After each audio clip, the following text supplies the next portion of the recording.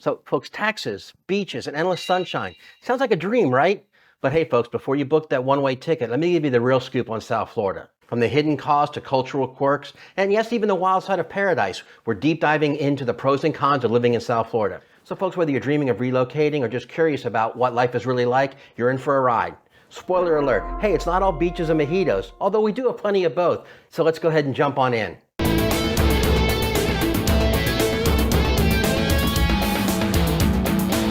Tax benefits that'll make your wallet shine. So let's kind of expand on the tax benefits and asset protection advantages of living in South Florida. So Florida's tax-friendly environment is a major draw for residents and businesses alike. So for example, there's no state income tax. Okay, Florida is one of 9 states that doesn't levy a personal income tax. This can result in significant savings. For example, if you're earning $100,000 annually, you could be saving over $5,000 compared to high tax states like New York, California, Illinois. For higher earners, the savings can be even more substantial. For retirement benefits, for years, Florida has been known as a retirement haven, especially here in South Florida. Retirees find Florida particularly attractive due to its tax-free treatment of retirement income. There's no inheritance or estate taxes. So there's also some property tax advantages. While Florida does have property taxes, it offers several exemptions. It offers a homestead exemption if your property is your primary residence. That can provide up to $50,000 in property tax exemptions for your primary resident. If you're a veteran or if you have a disability, it can be upwards of 100% of abatement of your property taxes. Now folks, while Florida's tax and asset protection laws are favorable, it's important to note that the state does rely heavily on other forms of taxation, such as sales tax and property taxes. The tax burden can be higher for low-income residents due to the regressive nature of these taxes. However, for many individuals, especially high-income earners and retirees, the overall tax savings and asset protection benefits makes Florida a very attractive place to live and to invest. South Florida versus the rest of Florida and versus the rest of the United States. So let's kind of dive into the nitty-gritty of South Florida living versus the rest of the Sunshine State. And trust me, it's a whole different ballgame down here. So South Florida versus the rest of Florida, the price of paradise. So folks, let's talk turkey here. Living in South Florida is like trying to keep a beach body while you're surrounded by Cuban sandwiches. It ain't easy on the wallet. You know, the housing market is wilder down here than a gator in a chicken coop.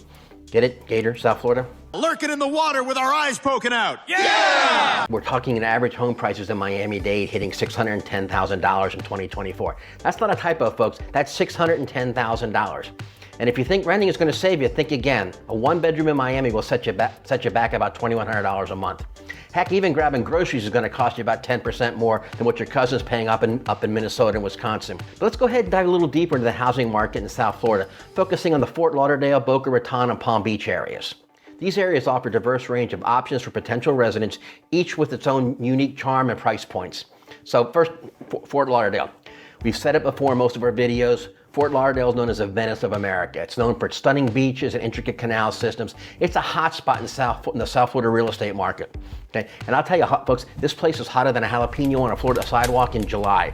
The median home price here is about $550,000 as of August 2024. That's an 8% jump from last year. Talk about a glow up. Okay, but here's the kicker. It's not just about beaches anymore. Victoria Park, for instance, has seen home values skyrocket 26% over the past couple years. That's right, 26%. Meanwhile, downtown Fort Lauderdale is up 15.5%. It's like these neighborhoods won the real estate lottery. Now, before you all start packing your swimsuits and your sunscreen, let's break down the costs. Folks, living in Fort Lauderdale is going to be about 20% higher than the state average and about 18% higher than the national average. Housing, that's a whopping 55% higher than the U.S. average. But hey folks, you're paying for that ocean view, right? Hey, that 1-bedroom apartment in the city center will set you back about $2,400 a month.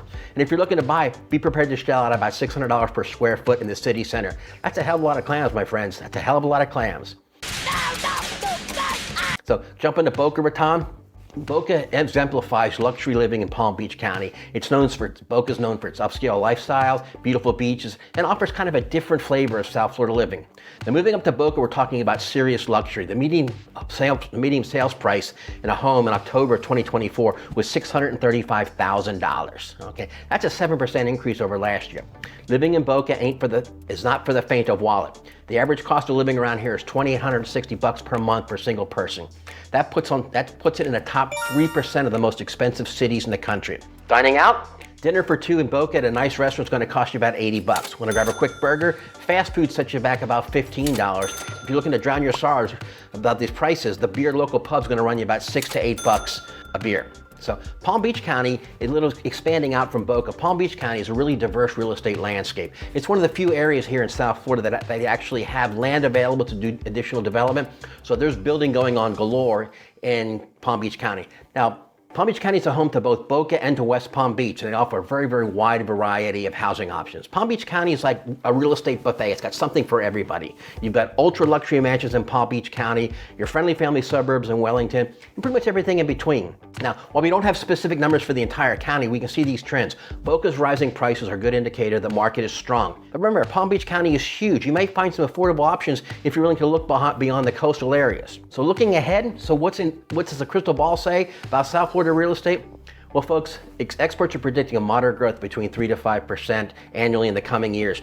It's not the Wild West of real estate anymore, but it's still a solid investment if you can afford to get in. Remember though, South Florida real estate isn't just about the price tags. It's the lifestyle, it's the beaches, it's the nightlife, it's the year-round sunshine. Sure, it might cost you an arm and a leg, but at least you can have a great tan while you're broke. So, folks, here's where it gets a little interesting. If you're willing to venture a little bit further south from Palm Beach County, Broward County's got some deals that'll make your wallet breathe a heavy sigh of relief. Now, we're talking about home prices somewhere in the median about $400,000 to $425,000. Still not chump change, but hey, it's Florida. Plus, you got hot spots like Hollywood and Coral Springs that give you a South Florida vibe without completely emptying your wallet. For a cost savings tip, living in South Florida on a budget isn't impossible. It just requires a little bit of creativity and a hell of a lot of sunscreen. Let's kind of get creative about housing and kind of what we're seeing some of the folks doing. So I'm going to go ahead and drop a few little knowledge bombs for you folks. Okay, ever heard about house hacking? It's not about breaking into houses, I promise, okay? We're talking about renting out a spare room to help cover the mortgage expense. And if you're really feeling adventurous, co-living spaces are popping up faster than palm trees down here. It's like college dorms for adults, but with better parties and fewer exams. Lifestyle here in South Florida, it's all about eating like a local, entertainment, okay? So the grocery bills, forget the fancy chain stores, okay? Hit up the local farmer's market, my friends. Fresher food and a lot more easier on your wallet. Okay, not only will you save some serious dough, but you'll also be eating something fresher than a daisy. And also, let me tell you, South Florida's got more free entertainment than a 3-ring circus. Beach days, check. Outdoor movie nights in a park, you betcha. Art walks, you got them. We got them in spades. Heck, people watching an ocean drive is an Olympic sport down here, and it doesn't cost a dime. So there you have it, folks. South Florida may cost an arm and a leg, but hey, a little savvy, a little sunscreen, you can make it work. Just remember, a bad day in South Florida is still better than a good day just about anywhere else. So what are some of the challenges for new residents here in South Florida? Well, obviously the heat. So the heat is on. Picture this, you're heading out for a casual stroll, and within minutes, you feel like you walked into a sauna. Miami averages 133 days per year with a heat index over 90 degrees. For new residents, that can be a shock to the system. Okay, so folks, here's a quick pro tip from somebody who's been down here for quite some time. Invest in moisture-wicking clothes, okay? Keep hydrated. Always have a water bottle on hand, and schedule outdoor activities for early mornings or late afternoons. And don't underestimate the power of a good sun hat and SPF 50 sunscreen. Traffic and transportation woes. Folks, we've been saying this for years in our videos. South Florida's traffic is legendary, and not really in a good way. Miami ranks among the 5th most congested city in the U.S., with drivers spending an average of 105 hours per year stuck in gridlock. Public transportation options, while improving, still lag behind most of the other metro areas. So folks, here's a quick little hack. Use apps like Waze and Google Maps to avoid peak traffic times, and consider investing in a fuel-efficient car or a hybrid if you're commuting daily on very short distances. If you're living in a more urban area, e-scooters and bikes are becoming more and more popular alternatives. So here's another cultural adjustments. Folks, this was one of the things for us. This is one of the reasons Suzanne and I actually moved down here, was to get that cultural immersion. South Florida is incredibly diverse, okay? But adjusting to its unique blends of cultures and languages and social norms can be challenging for newcomers. It was for us a little bit. With strong influences from Latin American, the Caribbean, and beyond, English isn't always the primary language you'll hear. Spanish is just as common, if not more so, in certain areas. Our advice, folks, embrace the diversity. Take language classes, attend cultural festivals, and be open to new experiences. The more you engage, the quicker you'll feel at home. South Florida's cultural landscape is a vibrant tapestry woven for diverse threads over Latin America, Caribbean, and American influences. This unique blend creates an atmosphere unlike anywhere else in the United States. It's like a multicultural melting pot.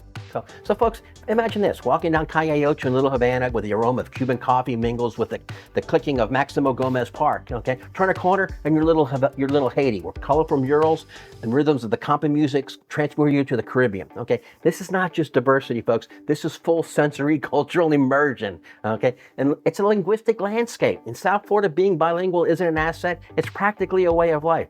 You'll hear Spanish, Creole, English, blending seamlessly into everyday conversations. Don't be surprised if your Uber driver switches everly between 3 or 4 languages during your ride. One of my favorite aspects here in South Florida is the cuisine, or the fusion cuisine. The food here is absolutely out of this world. It's where cultures collide. Ever tried Cuban Chinese restaurant? How about Peruvian Japanese fusion? These aren't just culinary experiments. They're reflections of our immigrant history and a beautiful blending of cultures that happens here.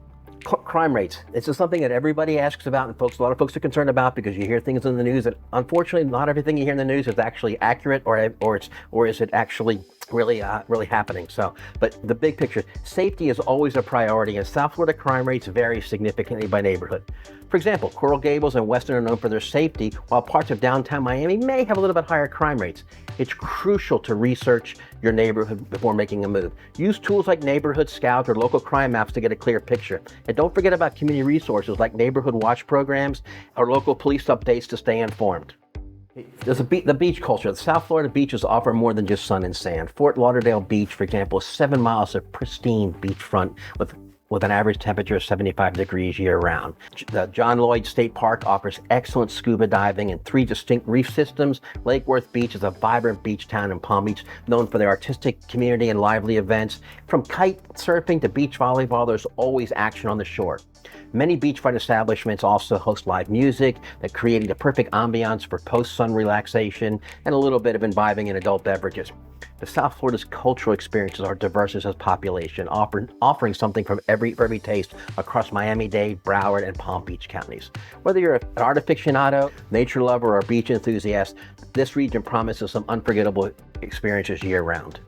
Cultural experiences. Now, we talked about it a little bit before. We talked about how diverse the cultures are and how multicultural it is. But I mean, the cultural landscape extends far beyond Miami, Broward, and Palm Beach. Each of the counties offering their own distinctive experiences. Okay, so let's kind of talk about some of these different things that are available for folks down here in South Florida. Art Basel and the Miami art scene. The Miami art scene, folks, is world-renowned, especially during Art Basel in December.